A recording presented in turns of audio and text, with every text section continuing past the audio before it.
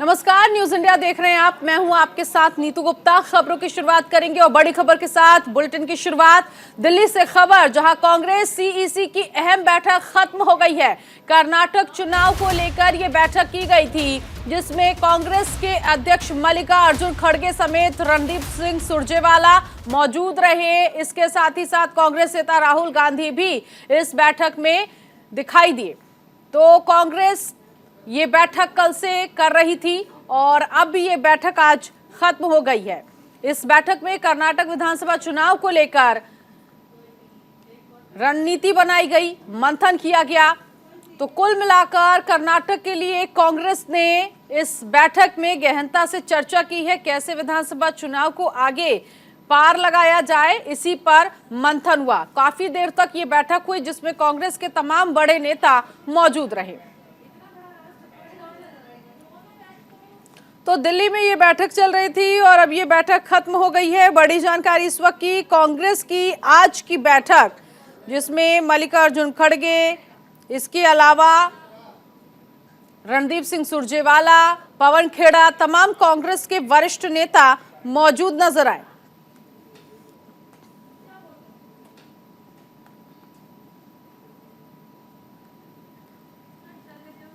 तो बड़ी जानकारी इस वक्त की, जहां कर्नाटक के लिए कांग्रेस ने गारंटी जारी की है। गृह लक्ष्मी योजना, जिसमें परिवार की मुख्य महिला को हर महीने 2000 रुपए दिए जाएंगे। इस योजना के साथ ही साथ एक और गारंटी कांग्रेस की तरफ से लागू की गई। तो दिल्ली में कांग्रेस सीईसी की अहम बैठक हुई है और ये बैठक अब खत्म हो गई, जिसमें कांग्रेस के तमाम वरिष्ठ नेता मौजूद थे। काफी गहनता से चर्चा की गई चुनाव को लेकर और कर्नाटक विधानसभा चुनाव को लेकर मंथन किया गया। रवि सराफ इस वक्त सहयोगी जुड़ गए इसी खबर पर आगे की जानकारी के लिए। रवि, बैठक जो काफी देर से चल रही थी, अब वो खत्म हो गई, अंदर खाने से क्या जानकारी?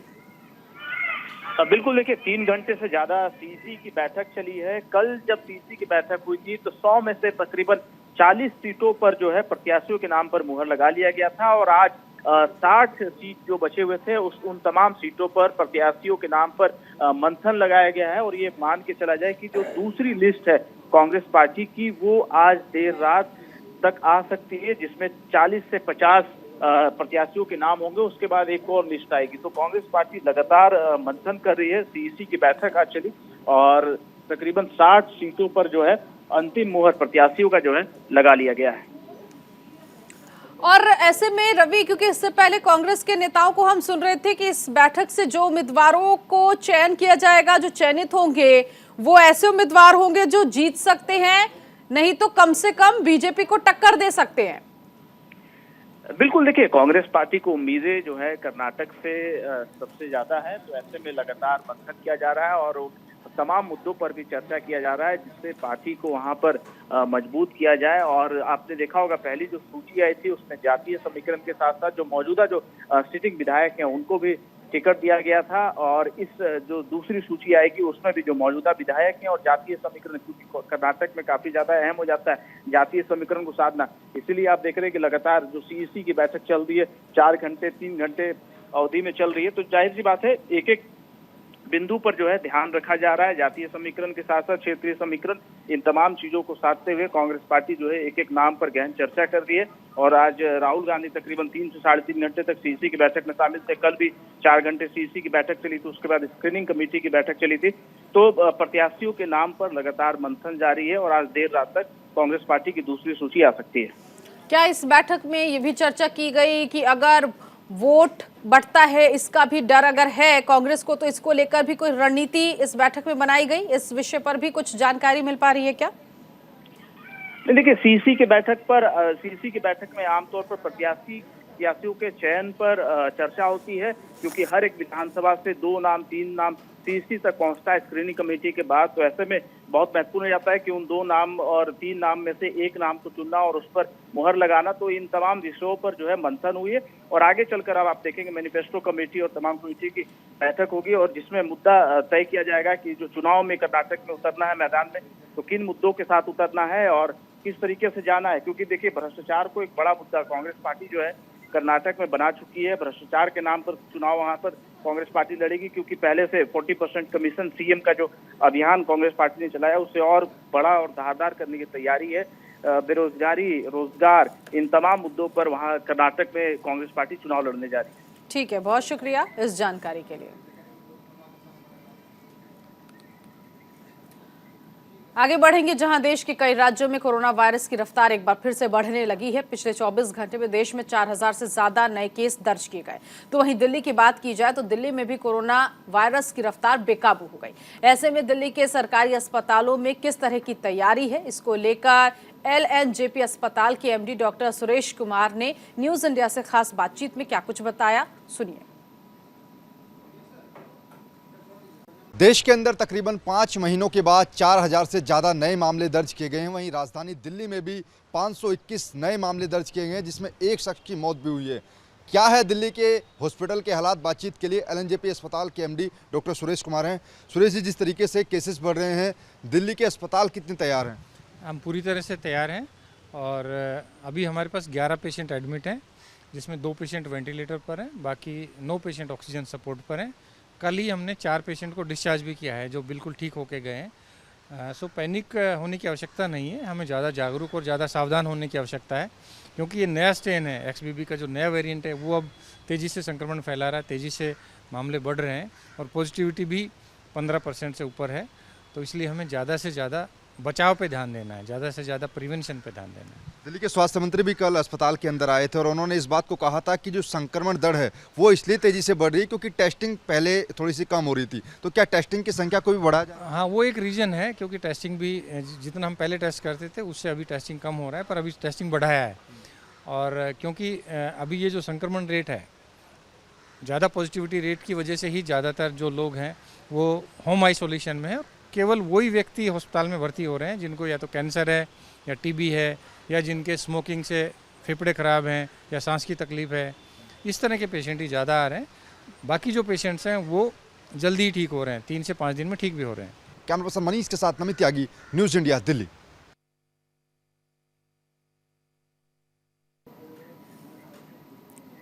तो कोरोना संक्रमण एक बार फिर से बढ़ता हुआ नजर आ रहा है। देश के अलग अलग राज्यों में कोरोना केसेस बढ़ रहे हैं। चलिए एक नजर में अब आपको बताते हैं कि स्थिति देश की है क्या, क्योंकि अगर बात करें 24 घंटे की तो 4000 से ज्यादा नए केस जो है वो दर्ज किए गए। देश में तेजी से बढ़ रहे हैं कोरोना के मामले और बीते 24 घंटे में अगर कोरोना के जो केसेस आए हैं वो 4435 बताए जा रहे हैं, यानी कि 4000 से ज्यादा ये नए आंकड़े सामने आ गए हैं, डरा रहे हैं, चिंता हो रही है। 24 घंटे में दिल्ली की बात की जाए तो कोरोना के एक दिन में 521 नए केस दर्ज किए गए हैं। ये राजधानी दिल्ली का हाल है, जहां 500 से ज्यादा नए केस सामने आए हैं। कोरोना से दिल्ली में एक शख्स की भी जान चली गई है। ये दुखद खबर। इस साल कोरोना का जो वायरस फैला है, अब ऐसे में एक शख्स की मौत हो गई दिल्ली में। दिल्ली में पॉजिटिविटी रेट की बात की जाए तो 15.64% अभी तक पॉजिटिविटी रेट रहा है राजधानी दिल्ली का। वहीं 7 महीनों बाद एक दिन में सबसे ज्यादा मामले दर्ज किए गए हैं, यानी कि अगर आज की डेट की बात करें, 24 घंटे की बात करें तो लगभग 4000 से ज्यादा नए केस पूरे देश में फैले हैं। ये नए केसेस आए हैं। नया वेरिएंट जो है वो बेहद खतरनाक बताया जा रहा है। इस वेरिएंट के बारे में भी जान लेते हैं। कश्मीर से कन्याकुमारी तक कोरोना केस में बढ़ोतरी देखने को मिल रही है और जो कोरोना का नया वेरिएंट है जिसका नाम है XBB.1.16, ये बेहद खतरनाक बताया जा रहा है। कोरोना के सब वेरिएंट से नई लहर की संभावना बनती हुई दिखाई दे रही है, क्योंकि देखिए अभी शुरुआती महीने में ही इस तरह की स्थिति हो गई। कोरोना का नया सब वेरिएंट जिसका हम जिक्र कर रहे हैं, ये ओमिक्रॉन का ही एक और नया सब वेरिएंट बताया जा रहा है।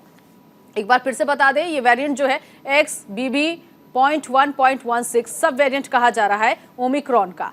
ट्रांसमिसिबल वेरिएंट इसे डॉक्टर्स कह रहे हैं। नए मामलों में इस वेरिएंट के 60% मामले अब तक आ चुके हैं और इस नए वेरिएंट के लक्षण पर भी एक नजर डालेंगे कि आखिर कैसे पता चलेगा कि जो नया वेरिएंट है वो हमारे इर्द गिर्द आसपास के लोगों में देखने को मिला है, क्योंकि जो लक्षण डॉक्टर्स बता रहे हैं वो लक्षण आम बीमारियों के जैसे ही हैं, लेकिन अगर गौर नहीं किया गया तो आप कोरोना की चपेट में आ जाएंगे।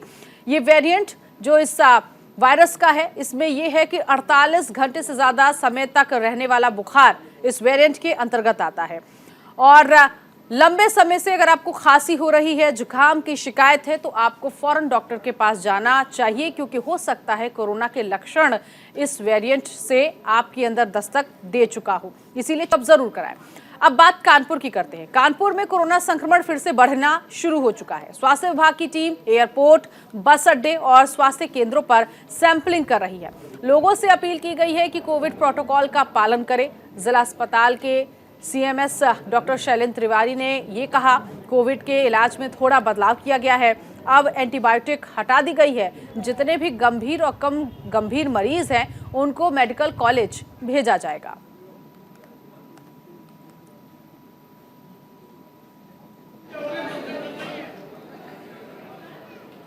गाइडलाइन पूर्णतः वही हैं जो पहले से आई थी। सरकारों ने हम उनको कहा है कि कोविड केस बढ़ रहे हैं, बढ़ सकते हैं और आगे भी, तो सारे आप अस्पताल के जो इंतजामात होते हैं, अलग से वार्ड बनाना, कोविड की दवाई और स्टाफ को सेंसिटाइजेशन ट्रेनिंग, वैक्सीन, इन पे पुनः तेज़ी लाने की ज़रूरत है। सारा प्रक्रिया वही चलेगी। थोड़ा सा इलाज में चेंज आया है होम आइसोलेशन में, जैसे इन्होंने एंटीबायोटिक हटा दी है, आयुर्वेदिक हटा दी है। इस तरह के मतलब हर कैटेगरी के मरीज, जितने गंभीर हैं, जितने नॉन गंभीर हैं, उनका अलग अलग ट्रीटमेंट होता है। हॉस्पिटल बनने में अभी तक हुआ नहीं है, लेकिन मेडिकल कॉलेज को कहा गया सीरियस मरीज सारे वहीं जाएंगे, और कोई प्राइवेट अस्पताल अभी अथॉराइज नहीं किया उन्होंने।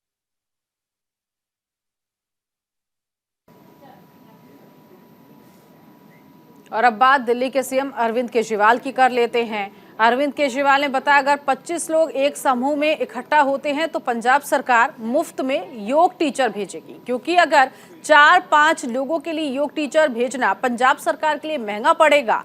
उन्होंने ये भी कहा, योगा क्लास के लिए फ़ोन नंबर जारी कर दिया गया है, इस पर मिस्ड कॉल करना होगा, साथ ही साथ अपना पता और फ़ोन नंबर देना होगा। जानकारी देने के बाद पंजाब सरकार की तरफ से योग टीचर भेज दिया जाएगा। सीएम केजरीवाल ने आगे कहा, आज इस अभियान का पहला फेज है, सिर्फ 4 शहरों में इसको शुरू किया गया है। बाद में पंजाब के हर जिले में योग क्लास शुरू की जाएगी।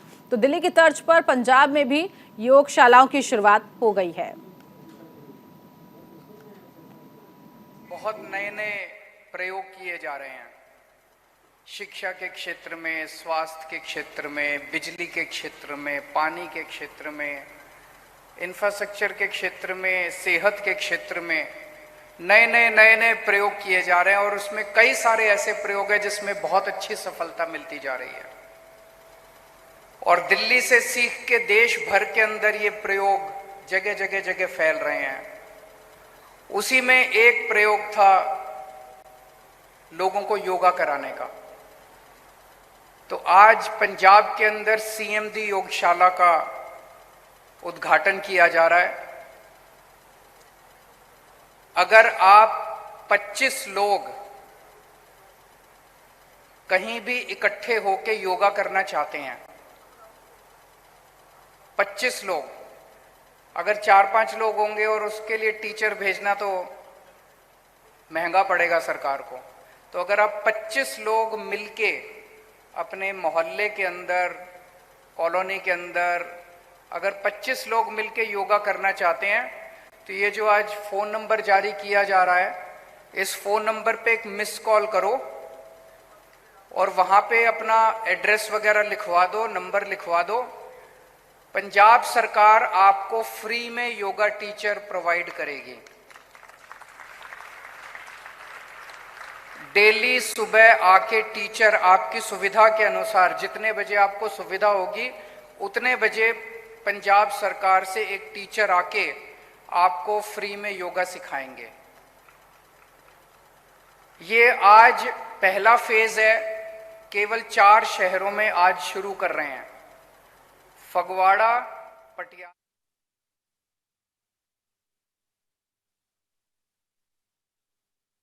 शहरों में आज से शुरू कर रहे हैं।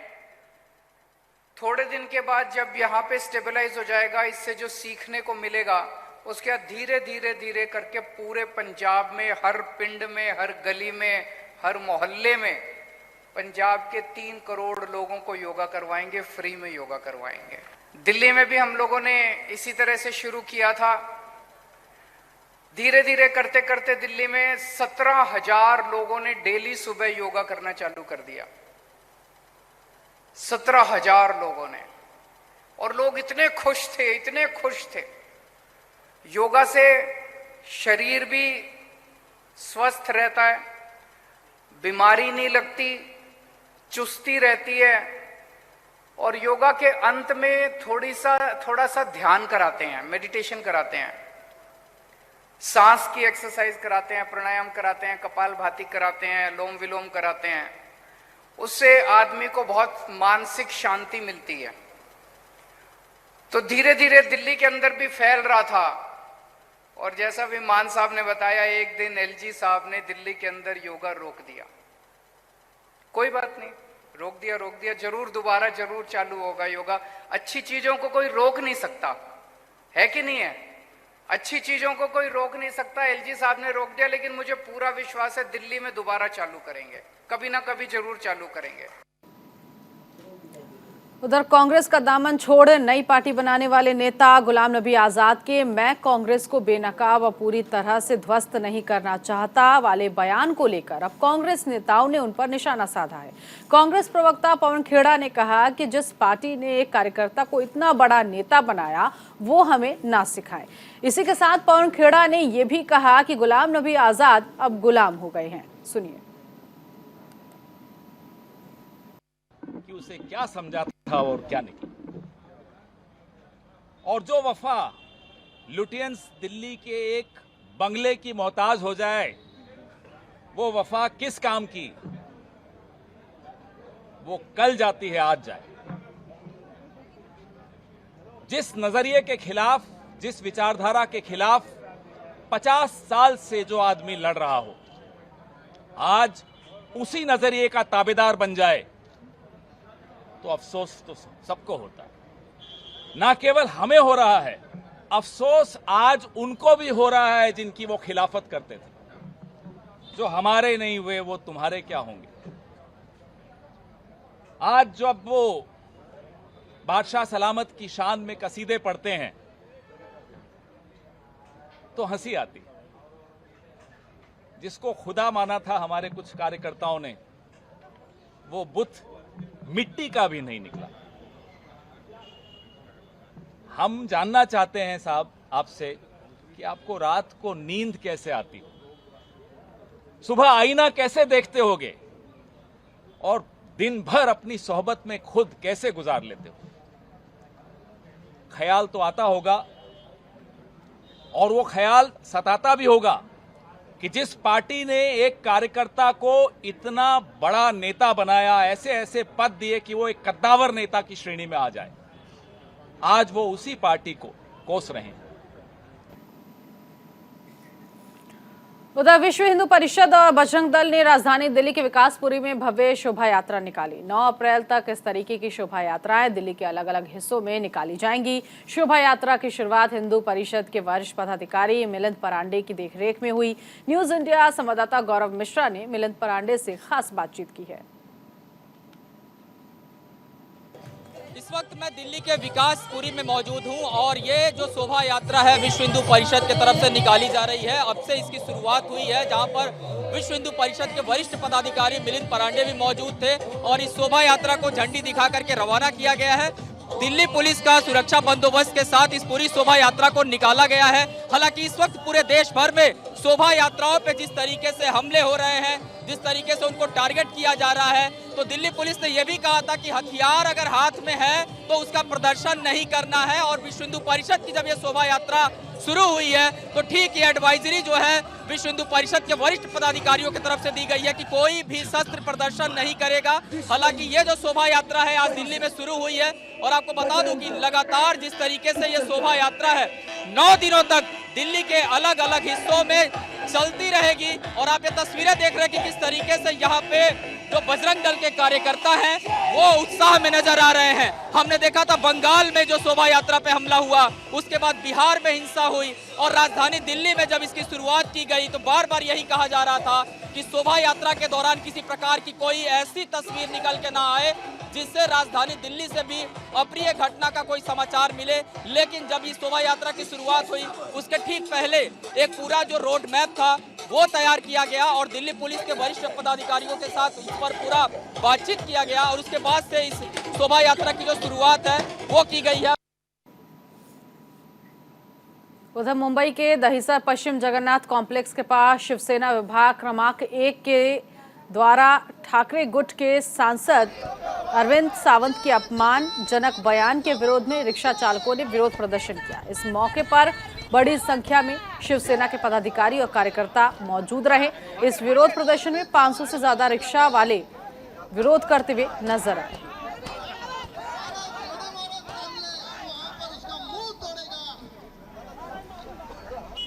सावंत ने जो वक्तव्य किया है उसकी उन्होंने माफ़ी मांगना चाहिए, नहीं तो रास्ते पे पूरी गरीब जनता है रास्ते पे उतरेगी। गरीब जनता का अपमान करने का अधिकार उनको किसी ने दिया नहीं है। आज कोई रिक्शा वाला हो, पान टपरी वाला हो, चाय वाला हो, भाजी वाला हो, टेम्पो वाला हो या कोई लेबर बिगाड़ी हो, आज मेरे ख्याल से 20% जनता ये लेबर काम करती है। उनका अपमान करने का, पूरे देश की जनता का अपमान करने का अधिकार उनको किसी ने नहीं दिया। बिहार के नालंदा में पिछले 31 मार्च को रामनवमी के मौके पर शोभा यात्रा निकाली गई। विराट शोभा यात्रा के दौरान हुए उपद्रव के बाद अंचलाधिकारी धर्मेंद्र पंडित और प्रखंड विकास पदाधिकारी अंजन दत्ता के द्वारा अलग अलग एफआईआर लहेरी थाना में दर्ज कराई गई। इस एफआईआर में कहीं न कहीं प्रशासन की विफलता सामने आ रही है। हालांकि एफआईआर के बारे में पुलिस अधीक्षक अशोक मिश्रा ने कुछ भी बताने से परहेज करते हुए कहा, मामला जो है बहुत गंभीर है और जांच में है, हम लोग इसकी जांच कर रहे हैं। बिहार शरीफ के अधिवक्ता संतोष कुमार सिंह ने प्रशासन पर सवाल खड़े करते हुए कहा, 31 मार्च को जो भी उपद्रव किए गए हैं वो बिल्कुल प्री प्लान है। अगल बगल रोड के किनारे मुस्लिम समुदाय के लोग काफ़ी संख्या में थे। इन्होंने शोभा यात्रा में शामिल लोगों को गंदे गंदे इशारे और गंदी गंदी बातें कहा, जिसके प्रतिकार में भव्य शोभा यात्रा में शामिल लोग भी प्रतिकार में इशारा किए और इसी बात को लेकर दोनों में बकझक हुआ। बकझक के क्रम में पत्थरबाजी हुआ। ये लहेरी थाना 214-23 में, जिसका सूचक है धर्मेंद्र पंडित, जो कि सीओ है बिहार शरीफ का। और इसी के साथ इस बुलेटिन में अभी के लिए बस इतना ही। नमस्कार।